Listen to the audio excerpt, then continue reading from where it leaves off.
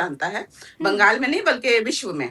बंगाल के लोगों की गुहार जो हो रही है, जो आम लोगों की बात कर रही हूँ, राजनीति से पर राजनीति से हटकर, जो सिचुएशन बंगाल के जो आम लोग ने फेस किया है और फेस कर रहे हैं, कितने माने माइक्रोस्कोपिक, ये सुप्रीम कोर्ट ने भी कहा है कि माइक्रोस्कोपिक तरीके से माइक्रोस्कोप लगा लगा कर ये लोग जो देख रहे हैं कि किसका क्या है, ए अक्षर उधर है, बी अक्षर उधर है, ऐसे में तो फिर चुनाव हो जाएगा, उसके बाद तो नाम कट गए। एक्चुअली इनका यही जो प्लानिंग है ना भाजपा का, ईडी एसआईआर करके कैसे भी करके बंगाल वासी इनको कभी नहीं चुनेंगे, तीसरी बार क्या चौथी बार भी नहीं चुनेंगे। सुन लीजिए, अरे सुन लीजिए, आवाज और मत दीजिए, इनको म्यूट कीजिए, लौट रही इनको हूँ, म्यूट बस कीजिए वो मैडम। कंप्लीट कर ले, लौट रही हूँ, मौका दूंगी मैं आपको, बोलिए सोफिया जी।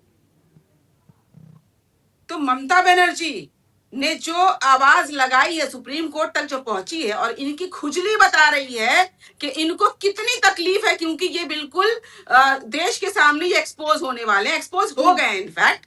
सुप्रीम कोर्ट के पास अगर मुद्दा चला गया है तो अब ये आरोप प्रत्यारोप करके कुछ नहीं होगा। सुप्रीम कोर्ट के ऊपर हमें हम सबको विश्वास है, लोकतंत्र पर विश्वास है, तो सुप्रीम कोर्ट के फैसले को मान लीजिए ना। सारी चीजों को पारदर्शिक तौर पर आप सामने रखिए जो भाजपा वाले हैं, और चुनाव आयोग के ऊपर चुनाव आयोग भाजपा का आयोग नहीं है, भाजपा का आयोग नहीं है, ये लड़ाई चुनाव आयोग और सुप्रीम कोर्ट और ममता बनर्जी के बीच में है।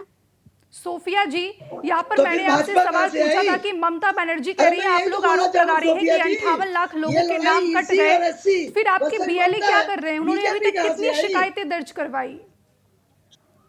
बीएलएस ने तो ही शिकायत दर्ज करवाई, तभी तो हमें पता चल पाया ना कि ये लोग ऐसे लोगों के नाम भी लॉजिकल डिस्क्रिपेंसी का नाम देकर, ये छोटे छोटे एरर्स को लेकर इनको नाम काटना है। इनको नाम इसलिए काटना है क्योंकि जानते हैं कि बंगाल के वोटर्स इनको कभी वोट नहीं देंगे, तो चलो इनका नाम जो है अपने सुविधा के अनुसार काट दिया जाए। आप एक बात बताइए, जिन लोगों से पेपर हियरिंग के लिए पेपर्स मांगे जा रहे हैं, उनको कोई रसीद नहीं दिया जा रहा है। क्या किस तरीके से प्रमाण होगा कि उन लोगों ने अपने पेपर जमा किए हैं या नहीं किए हैं? ऐसी छोटी छोटी बहुत सारी कहानियां हैं इस एसआईआर प्रतिक्रिया में। चुप रहिए जनाब, बोलने दीजिए, आपको मिलेगा समय। चुप रहिए, बिल्कुल चुप रहिए, बिल्कुल चुप रहिए, आराम से सोफिया। मैं भी बोल सकता हूँ, आप झूठ की अरे चुप रहिए, आपके बीच में मैं नहीं बोलूंगी, चुप रहिए, देश देख रहा है, चुप रहिए। पहले भाषा में संयम रखिए। अरे पहले इनको म्यूट कीजिए भाई, इनको म्यूट कीजिए, बीच में टोक रहे हैं।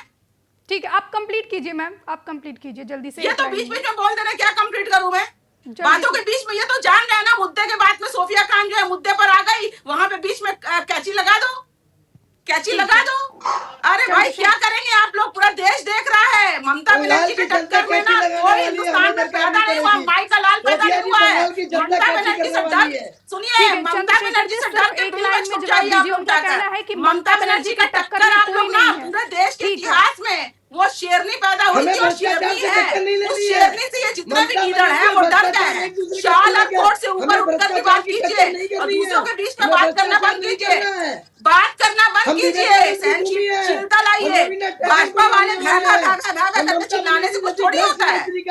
अरे सुन लो भाई, सुन लो, देश को भी सुनने दो, देश को सुनने दो, मौका दो। एसआईआर करके लोगों के नाम काट के आपको बंगाल चाहिए, बंगाल ने कभी आपका क्या और ना आपका कभी होगा, बंगाल ने कभी था और ना कभी होगा। सुनिए, सपने देखिए, दिन में जाकर सपने देखिए बंगाल को छीनने का। लौट रही हो सोफिया जी। अतुल जी, सबसे पहले पंजाब केसरी के तमाम श्रोता को मेरा सलाम, नमस्कार, जय हिंद।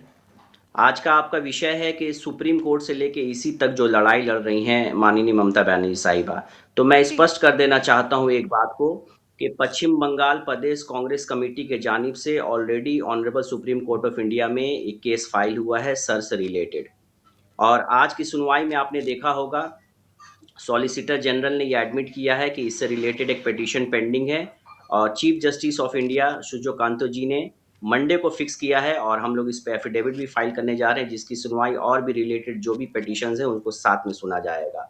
मेरा कहना एक स्पष्ट है, अभी टीएमसी की प्रवक्ता सोफिया खान जी कह रही थी, तो मेरा कहना है कि सड़क से लेकर संसद तक अगर आम मानस की लड़ाई कोई लड़ रहा है मुखर होकर, तो हमारे नेता राहुल गांधी जी हैं।